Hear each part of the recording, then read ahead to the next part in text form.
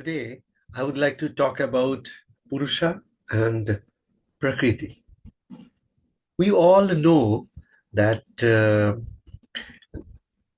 many years back, Maharshi Kapil, who has been mentioned a couple of times in Rig Vedas, that means Maharshi Kapil's era could be pre-Vedic era.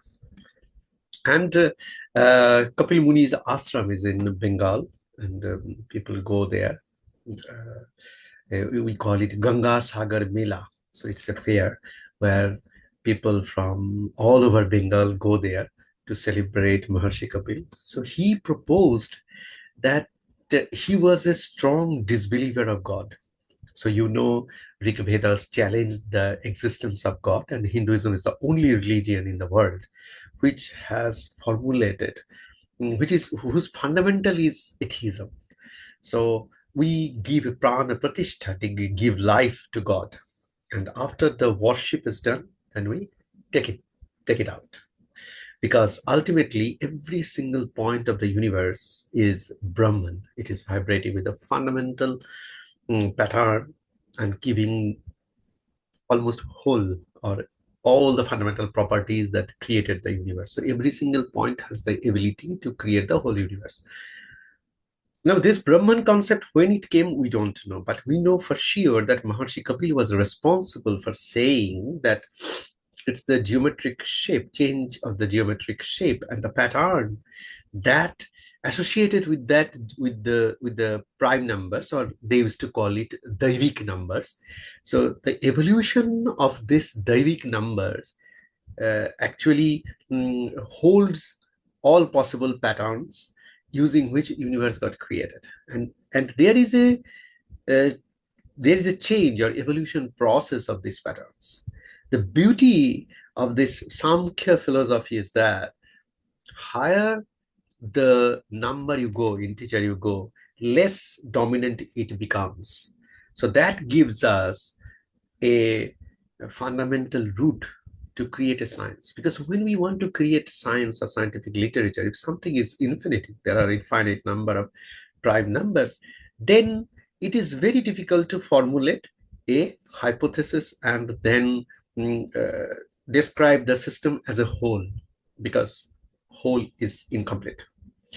And you cannot prove that whole is complete or incomplete. But one thing you can tell for sure, that the higher the order you go, that means 2 is the most important Daivik number, 3 is the little less, and then 5 is little less, and 7 is little less, and then 11, then 13. So higher the prime numbers you go, or the higher the Daivik numbers you go, you find that their importance gets decreased. So it means the density of the prime numbers decreased,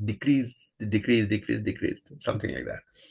So it means if we take a couple of prime numbers from the top, then we can cover almost 80 to 90% or 95% of the whole pattern that universe can generate by itself. So we can say safely that the mathematics of the prime numbers, or mathematics of Daivik numbers, and geometric shapes, evolution of geometric shapes, all these could explain how universe operates, and how universe operates by itself like an automaton.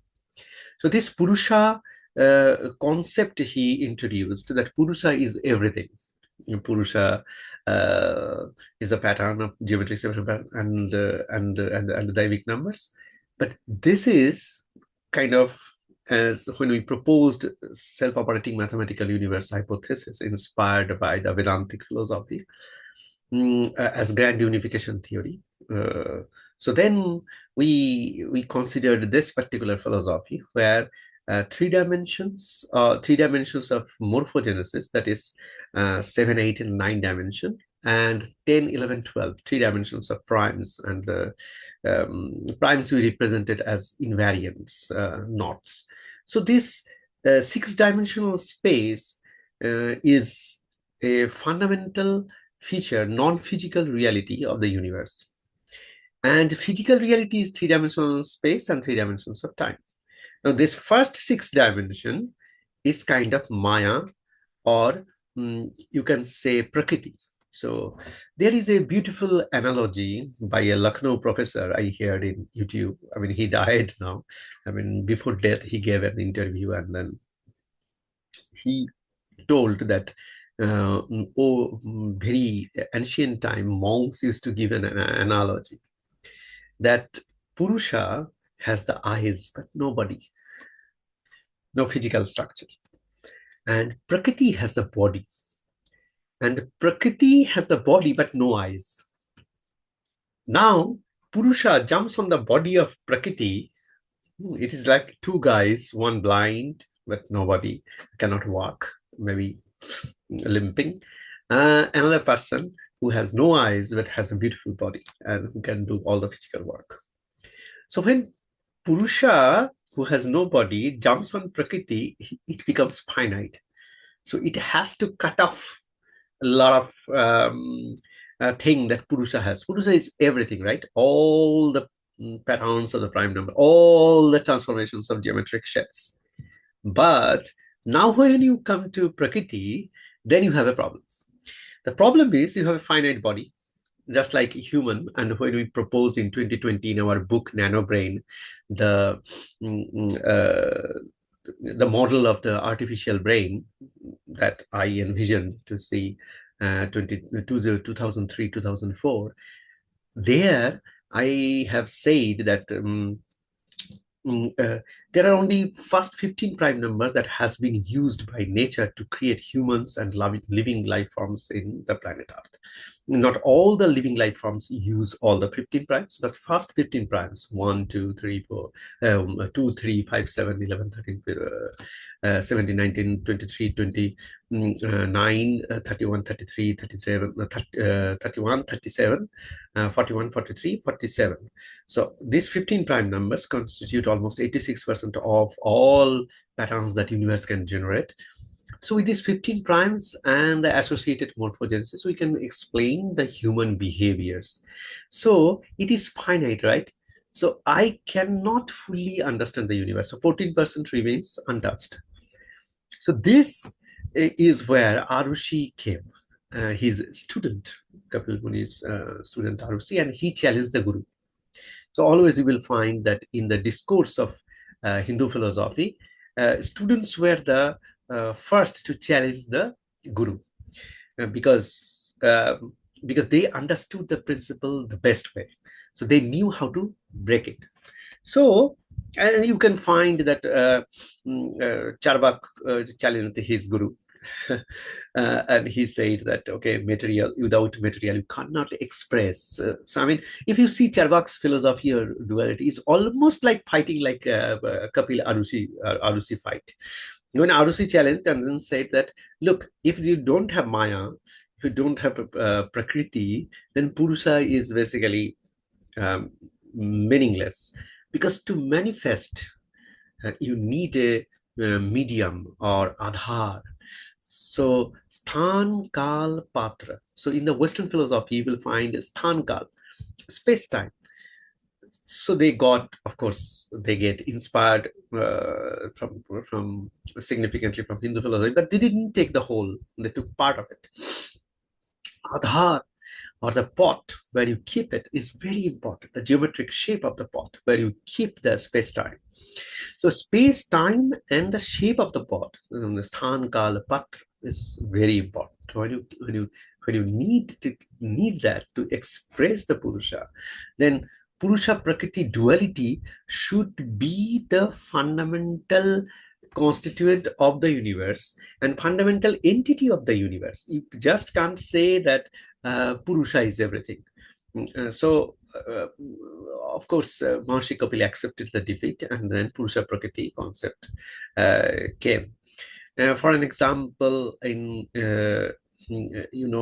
Manusmriti, it is very highly criticized because Manusmriti, people can half quote half of the philosophies, and Manusmriti talks about the greatness of women and how to offer honor to women. But when British came, they had to show that Hinduism is the worst religion in the world and Christianity is the greatest. So even in the open road, they used to abuse Hinduism. Even now, if you go to church, you will find the documents are such that if judiciary system is neutral in India ever, they should put the church and then their authorities into jail because the kind of vicious language is used against the religion.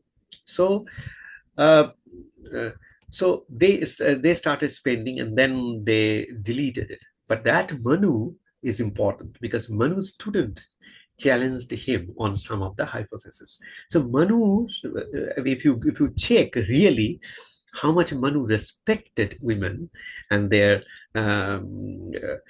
his activities, why women need to be worshipped like a god and treated like a delicate flower. So all these arguments are there, but people don't.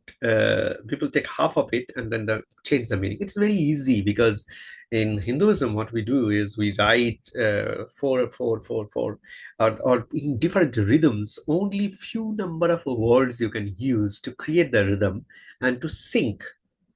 So universes, every single expression has some rhythms, and what we do is we write to create those rhythms. We write hymns or slokas to and sing it in a way that particular feeling has to go there. And Maharshi Kapil was a person who talked about it. He said that if you cannot invent a new kind of language, it's impossible for you to basically express and even understand nature. So you see, that's why after many years, Sanskrit was born, where every letter has a meaning. So getting back to Purusha and Prakriti, there is one beautiful thing that is Ahankara. So it is the most profound thing that you can think of. So when Purusha comes and it gets a pod, Adhar, what you need is the Adhar to self-realize that it exists, and then the expression goes in, and you get expression for Purusha, you get manifestations of Purusha in Prakriti, but there's a subtle point of Ahankara. That means I, yes, me, who am I? So this is the first profound expression that a dead, a machine like a bot gets when there is a fusion of spatiotemporal architecture and all the patterns of the universe. So this is how Purusha and the Prakriti concept came. And with 12 dimensions, we have divided Purusha and Prakriti, the 3 dimensions of space, 3 dimensions of time, spatiotemporal dynamics. With the pot is the Maya and Prakriti, and 3 dimensions of morphogenesis and 3 dimensions of prime. That is 7 dimensions to 12 dimensions is Purusha. So together they create this beautiful universe where we live in, and consciousness is neither Purusha nor Prakriti. Consciousness is the subtle point between Purusha and Prakriti where Ahankara is born. So that's what my definition of consciousness, that's what we implemented in self-operating mathematical universe, Shroom.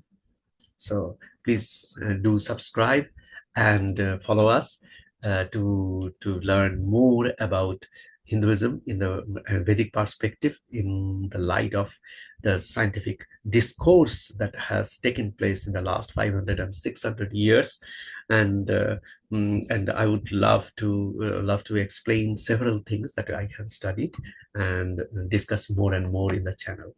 Thank you so much.